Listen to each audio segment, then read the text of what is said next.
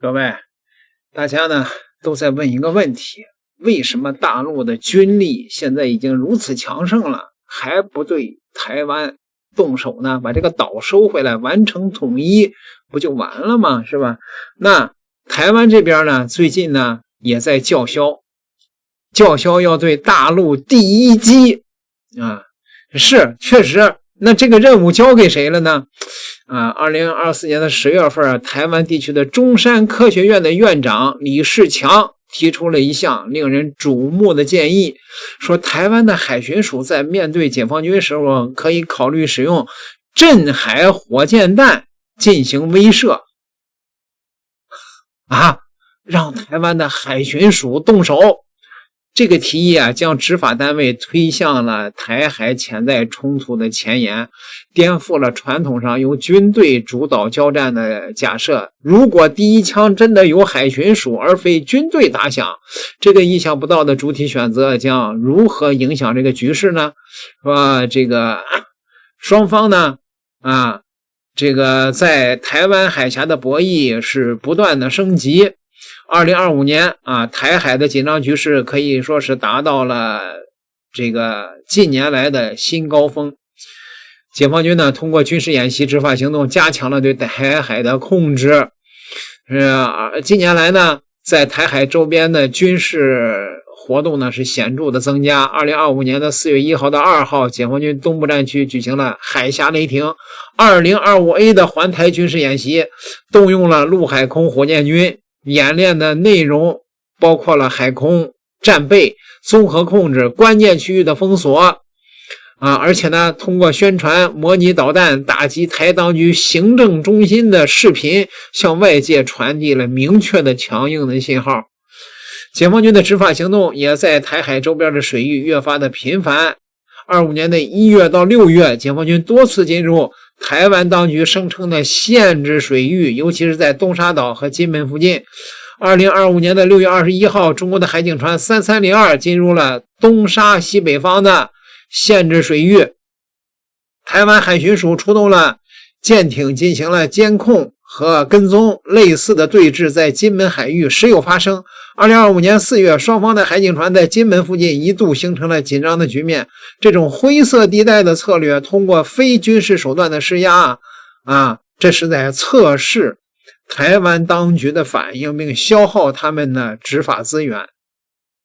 面对大陆的压力，台湾当局呢是通过军事执法双管齐下，积极应对，是吧？这个台湾的当局呢，针对大陆的军事活动，在3月份进行了为期5天的立即备战的操演。7月份，海巡署又推出了深夜慰劳津贴，以鼓励人员在高强度的任务中表现。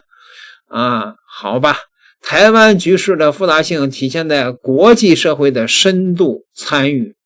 台湾是美国的一个棋子儿2025年的2月份，美国解冻了8.7亿美元对台的所谓的安全援助，并计划向台湾当局出售70亿到100亿美元的武器装备。当然了，都是破烂是吧？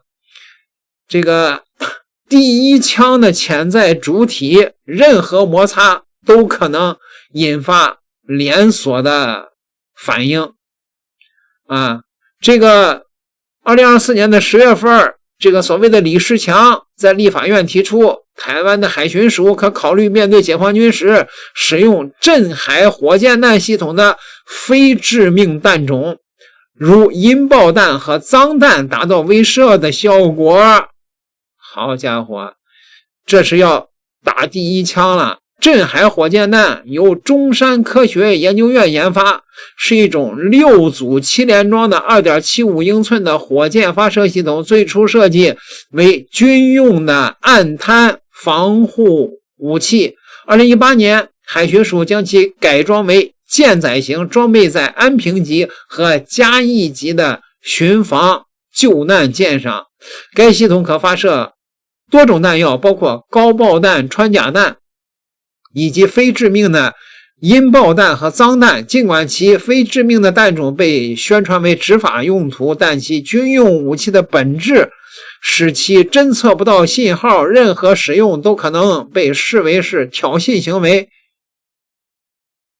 颠覆了台海冲突的传统的假设。通常冲突的焦点集中在军事层面，军队被视为交战的主力。不过海巡署作为负责海上治安的执法单位，职责包括查缉走私、非法捕捞等非军事任务。如果海巡署使用镇海火箭弹，即使装填的是非致命弹药，也可能模糊执法与军事行动的界限啊，增加误判、冲突升级的风险。与解放军的装备相比，镇海火箭弹在技术上存在着局限性。大陆海警船普遍配备的大口径的水炮，这种非致命的武器在海上执法中更具优势，是吧？解放军在南海用水炮驱赶菲律宾的船只，威力惊人，而镇海火箭弹的精度较低，散布的范围较大，难以实现精准打击。如果发射了火箭弹，那不就被视为是军事开火吗？是吧？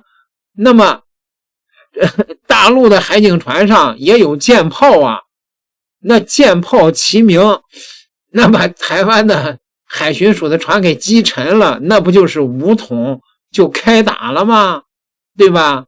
所以呢，这个海巡署说你别害我啊，要干，你们台军自己去打去。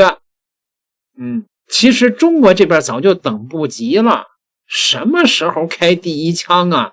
中国的网友说，我求求你了，你赶快开第一枪吧，对吧？你这不开第一枪，是吧？这个事儿就没有个破局啊。中国大陆啊是比较冷静的，对，这个因为冷静后面实际上是一种自信嘛，就时间对我有利，我并不怕拖，对，因为中国国力发展我太快了，对吧？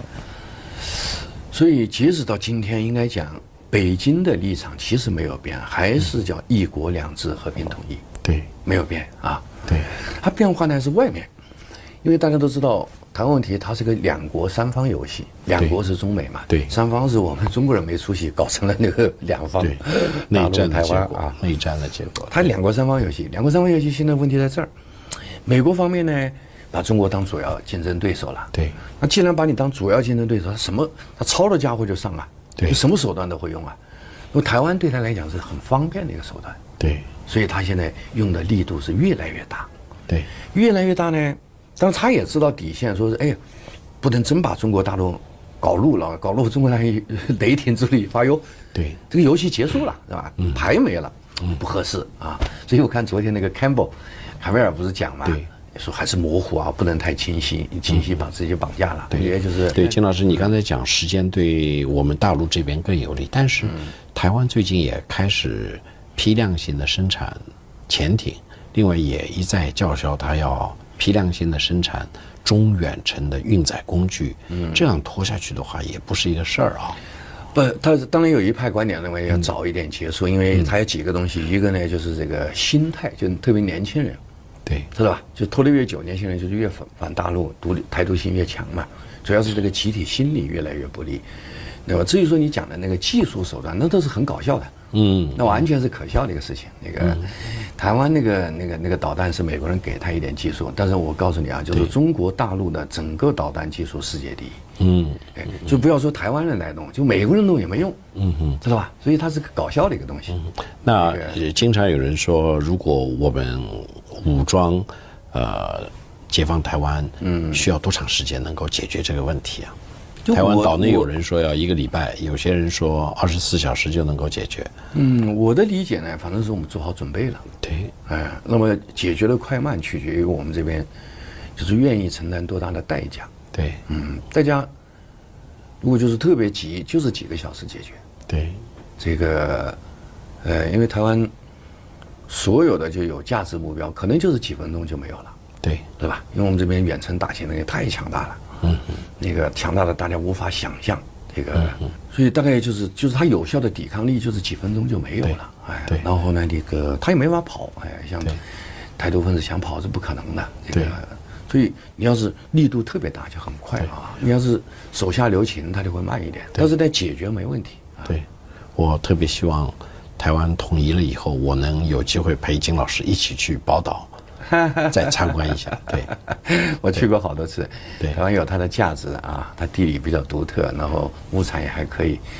那个台湾老百姓基本素质也还行的。对，那个，所以我们当然希望和平解决了。对，问题在于就是说美国在冲撞你的红线，对，台独当局在冲撞你的红线，对，大陆老百姓的那个火气在上涨。啊，这一年是不是这个无土声音很高？对，所以就还真不是就是我们大陆的主观愿望。对啊，就是武装要冲突，而是什么呢？就是这种客观态势。都着急了，无论是国师也好啊，还是老百姓也好啊，台湾的海巡署啊，求求你们了，赶快打镇海火箭弹吧！点个订阅，咱们下集再聊。